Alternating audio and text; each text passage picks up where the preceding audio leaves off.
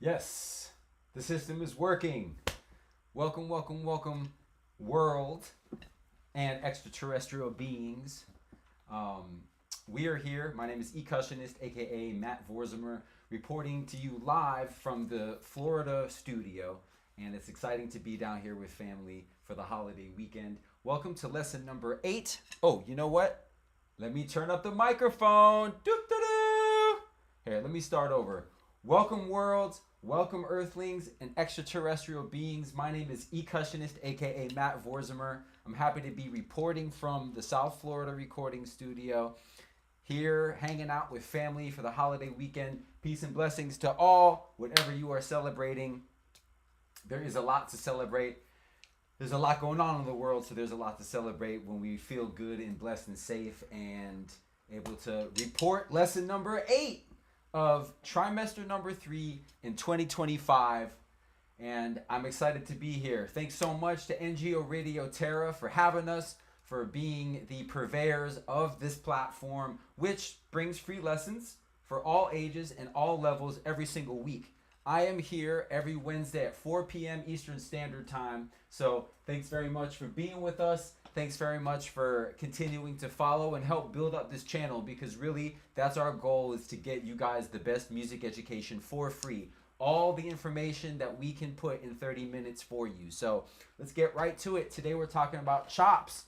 The title of this was When to Chop and When to Stop. And I don't want you to think that if you got all the chops in the world that you need to stop. I'm not one of these drummers who's a chops hater. I'm not a purist. I am, in fact, just somebody who's rooted in tradition and therefore seeks futurism. But when it comes to expressing yourself, there's no wrong way to do it. I just like to emphasize groove as much as possible in my drumming. I know that I don't have as much chops as some other drummers out here whose vocabulary of chops might be far greater than mine, or their physical agility might be different than mine. So I use what I got, and I think that that's the most important thing that I can spread to you, is that use what you got. If you got the chops and you have a way to sink that into the musical spaces that you're in, I say go crazy. I also say if you don't and you got one chop in a killer pocket, go with that and go crazy. The right opportunities will find you, and you'll find the right opportunities.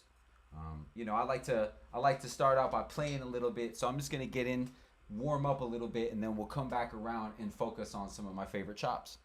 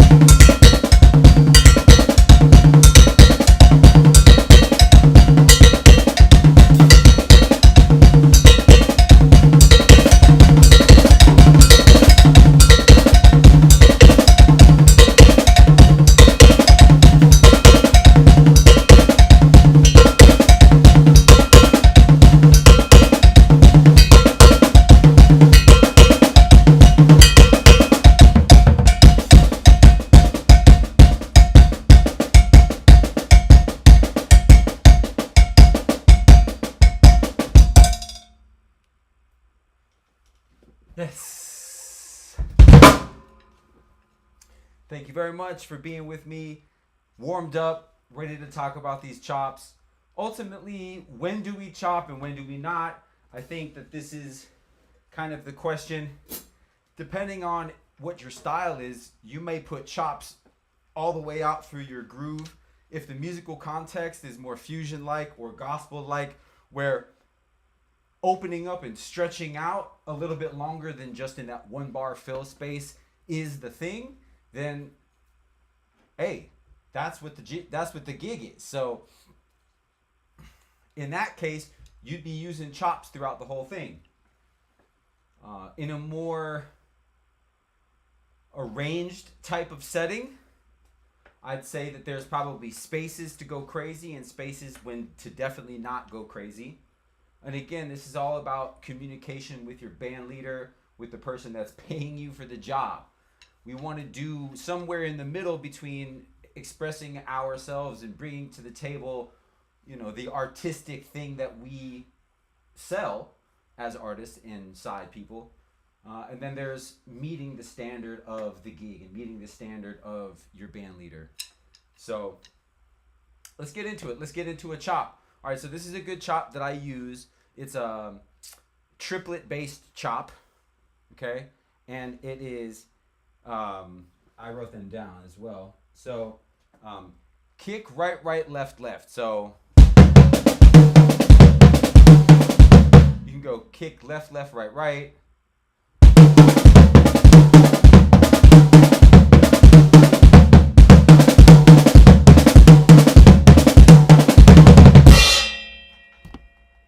Sorry, and I don't have a direct vocal mic today, so I'm gonna have to redo some of these moments where I'm talking and I didn't turn up the volume. So okay, this rudiment right here is a triplet-based rudiment that I use for slower and mid-tempo things. It's really effective for shuffles, both regular shuffle and the Rosanna shuffle, or the Bernard Purdie shuffle as we call it, right? Which is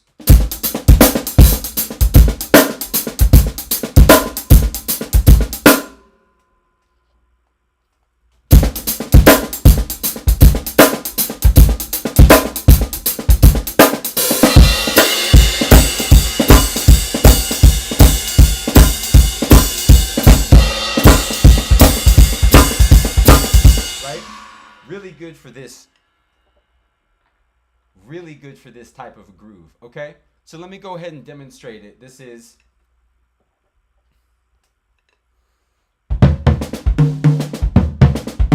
right. Kick right, right, left, left. Kick right, right, left, right. Kick right, right, left, left. Kick right, right, left, left. So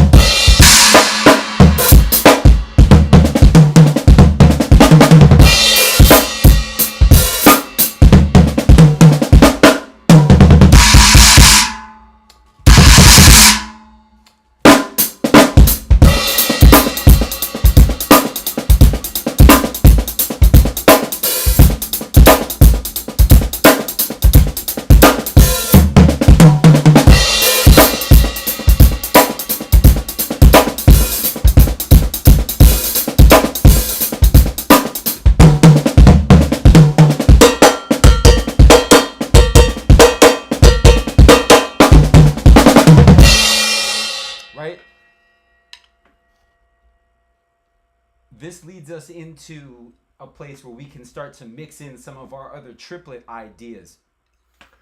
One of the things that I want to emphasize is that there is a rudiment chop that Elvin Jones, the great legend Elvin Jones, and Billy Hart and Max Roach and Billy Higgins and Tony Williams and Alan Dawson. I mean, the list goes on in terms of people. Jack DeJohnette, rest in power. these people knew about this rudiment chop called 3 camps, which is this.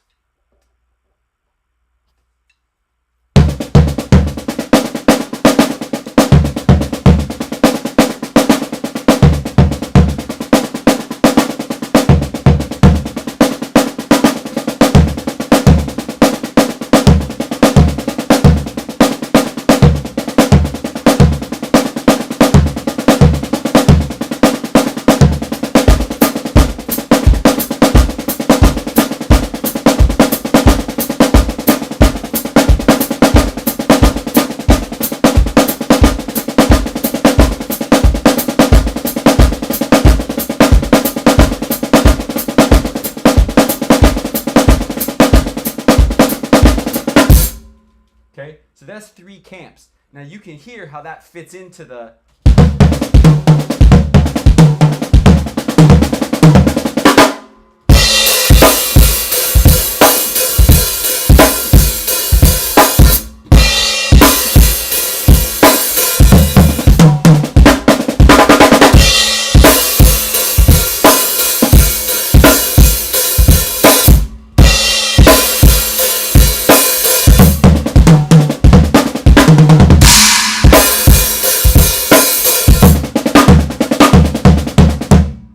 So the triplets inside of the 3 camps routine can help you kind of fill in some of the spaces when you're not just playing that one chop that I showed you, okay?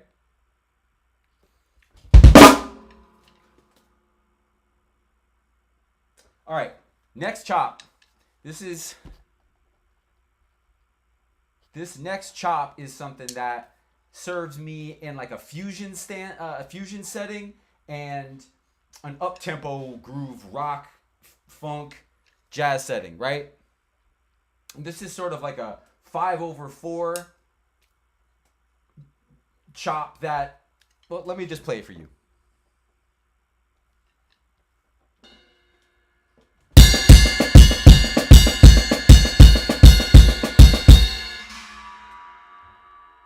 So right, ghost note on the left, another right, and then left, left. So right, left, right, left, left. So it's 5 beats.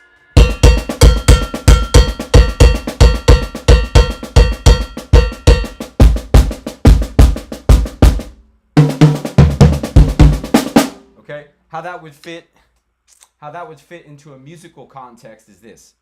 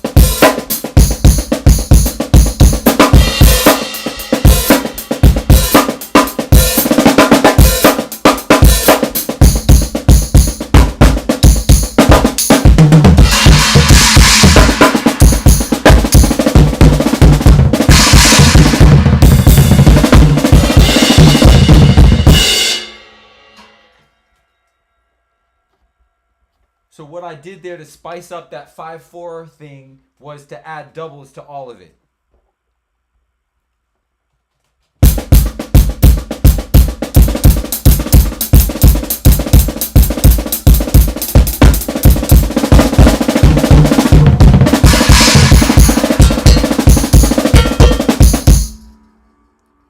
So obviously what I'm doing right now is switching up the sticking. But I think the overall emphasis on this is that you should know how to keep a 5/4 rhythm happening even if you're no longer doing the sticking I just showed you, right? 1, 2, 3, 4. 1, 2, 3, 4. 1, 2, 3, 4.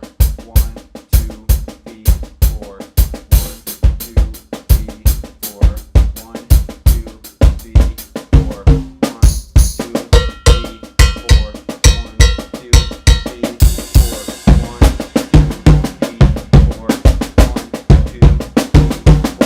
1, 1.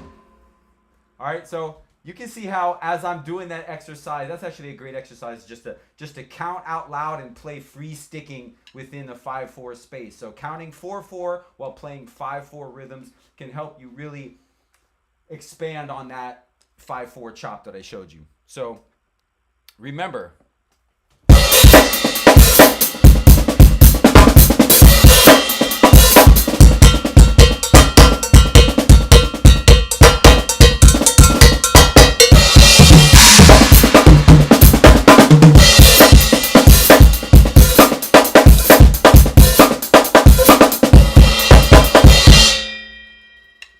nice.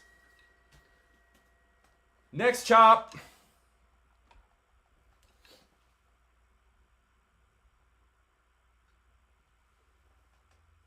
All right, so this one right here can kind of be a little bit silly because it's over the top, but it is most certainly a chop. So it is a 6-beat, I won't say a pattern, but a 6-beat repetition, and it is 4 single strokes, right, left, and then 2 kicks that are quick after that. So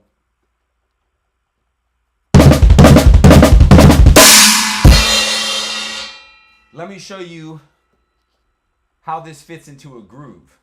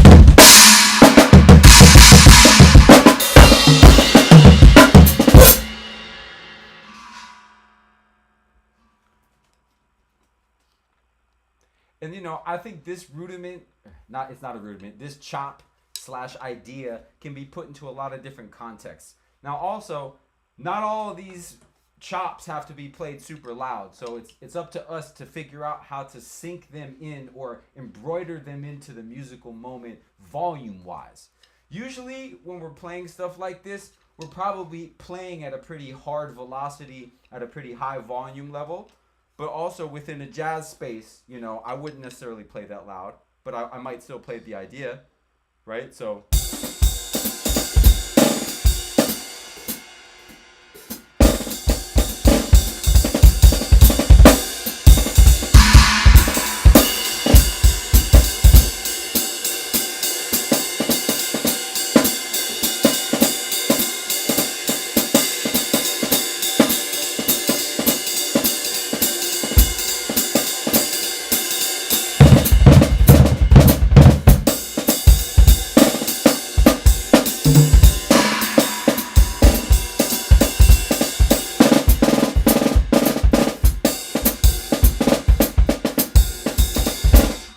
I'm saying? Being able to play this stuff at a lot of different volumes really helps.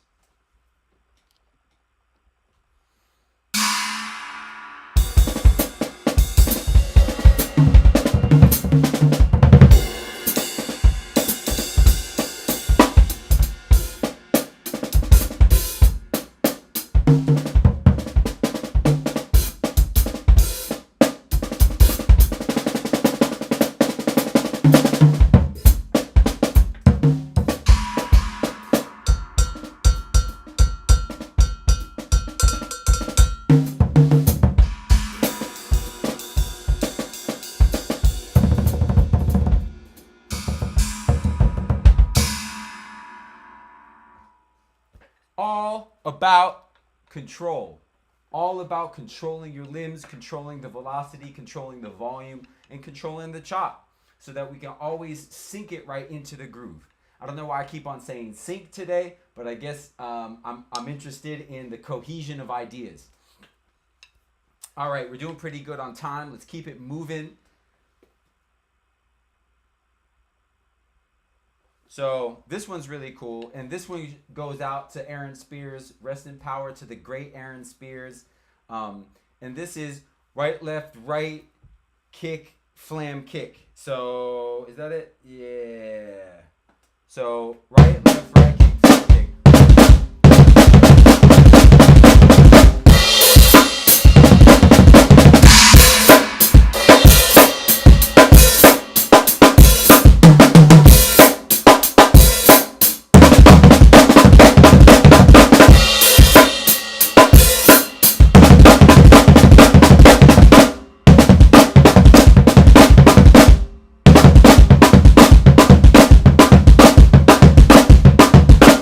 Sometimes I'm omitting that final kick, so it's just instead of okay, it's just a matter of I guess it's a matter of ability, facility, and the musical moment, right? So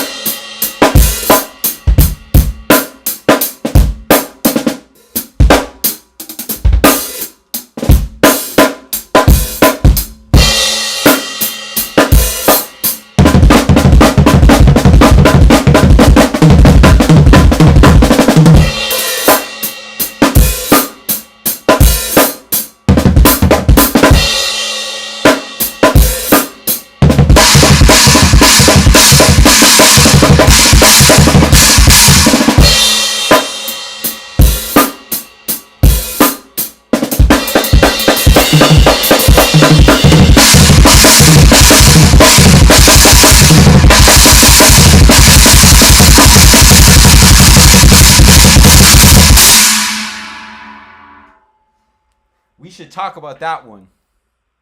Ah, shucks, the volume was all the way up. I'm sorry, I probably just crashed you out. Ah, darn it. Sorry about that.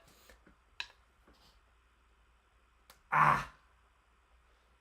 Let me try that one more time without the volume all the way up.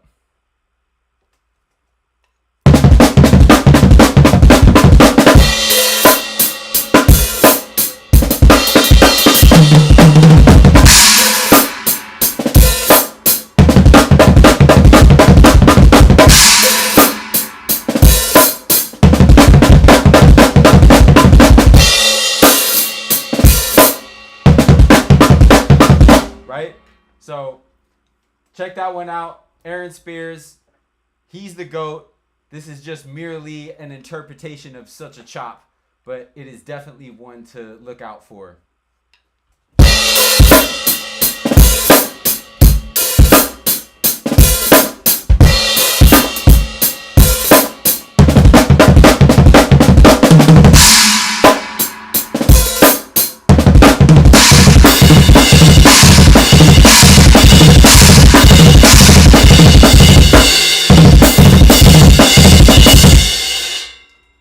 I guess what I was going to say before I got distracted is that the singles between your foot and your hand, which is just linear singles, is also a good chop to have in your bag, right? But it's really important that you do it nice and even, so...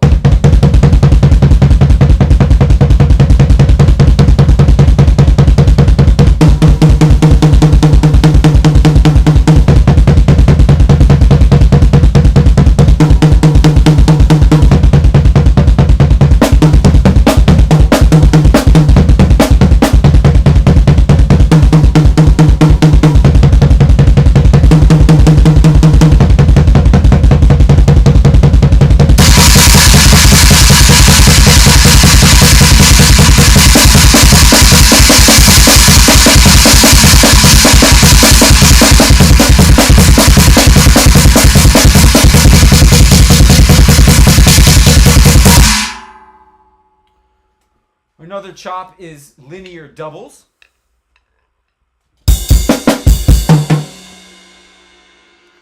Sorry, linear doubles. I had to turn up the mic. So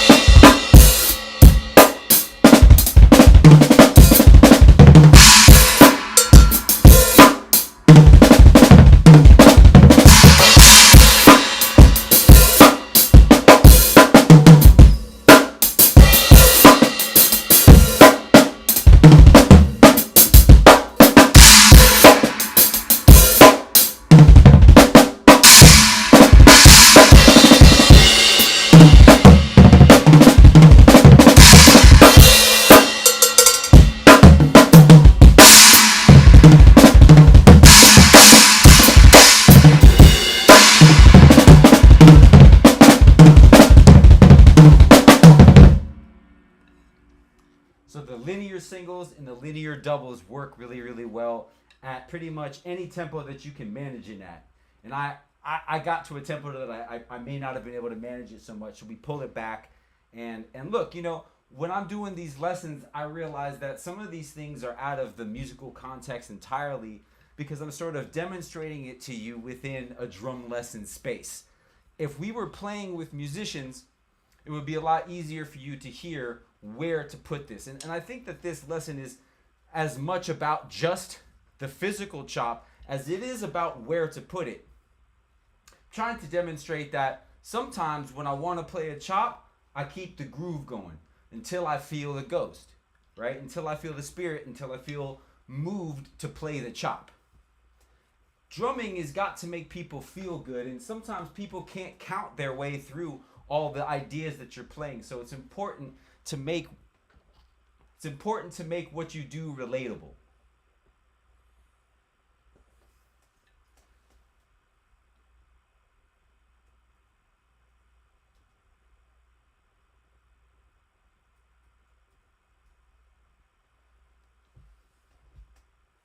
Right? So do I have another chop?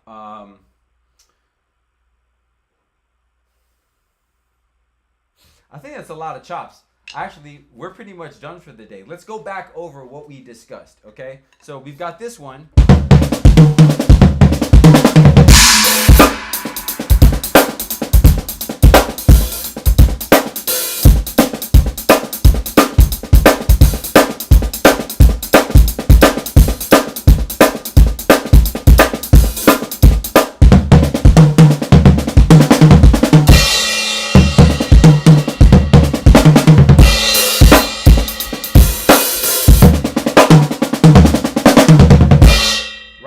Then there's the three camps that you can use within that thing. So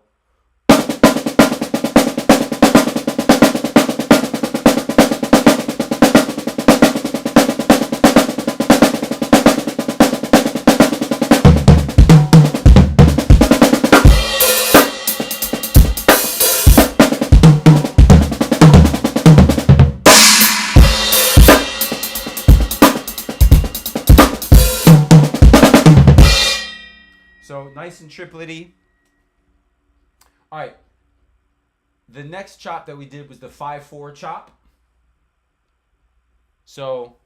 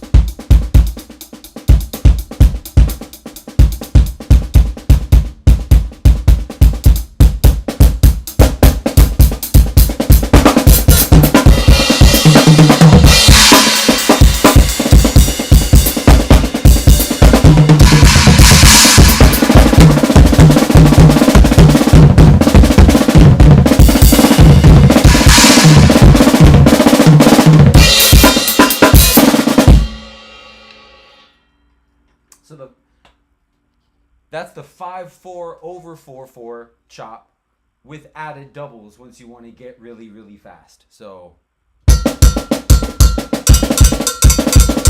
like that. Next chop.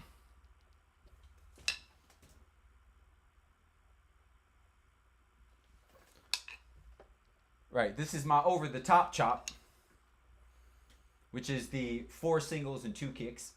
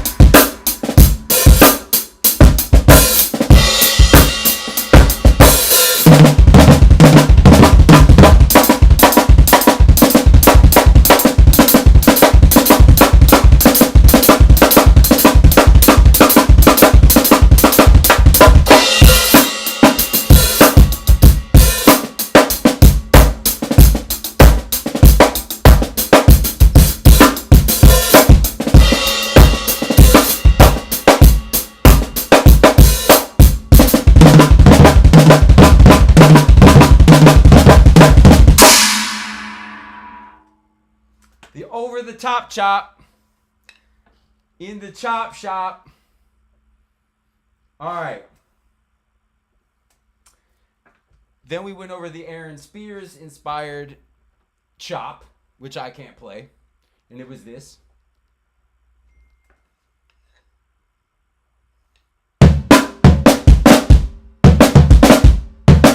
Right, right, left, right, kick, flam, kick.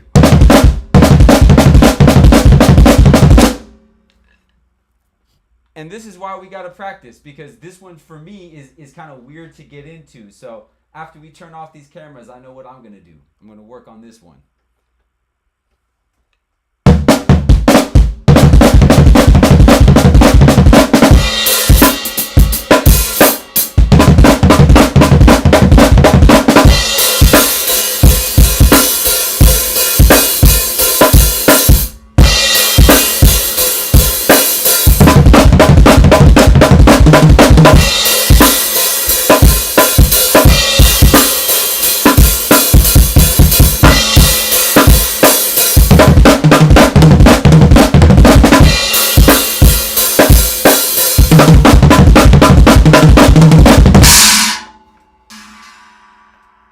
Okay, I'm done proving to you that I can play it.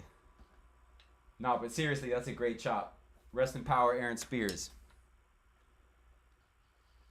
And then finally, these linear singles and linear doubles.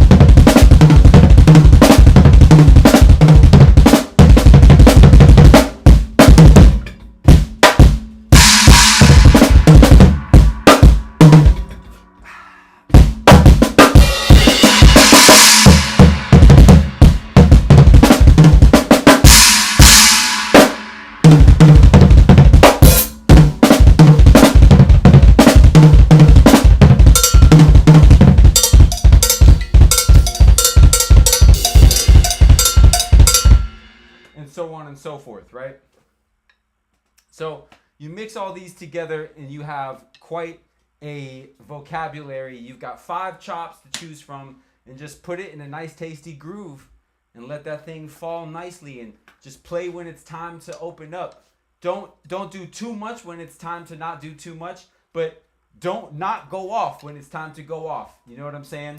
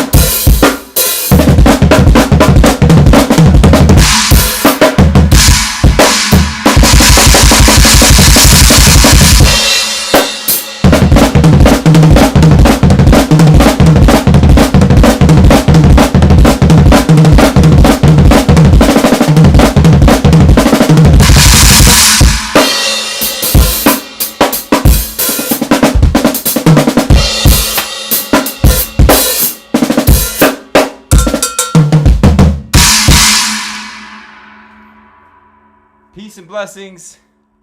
Thanks so much for being with me here. This is NGO Terra's. This is NGO Radio Terra's free lessons for all ages and all levels, brought to you every single Wednesday. I'm here at 4 p.m. This has been lesson number 8 of the third trimester in 2025, and we've got another 4 lessons to go. I want to give a massive shout out to all of our sponsors: Tamboro Drums, Icon Microphones, Rolling Corporation, and Sun House. Thank you guys so much. I'll see you next week at 4 p.m. My name is E Cushionist, aka Matt.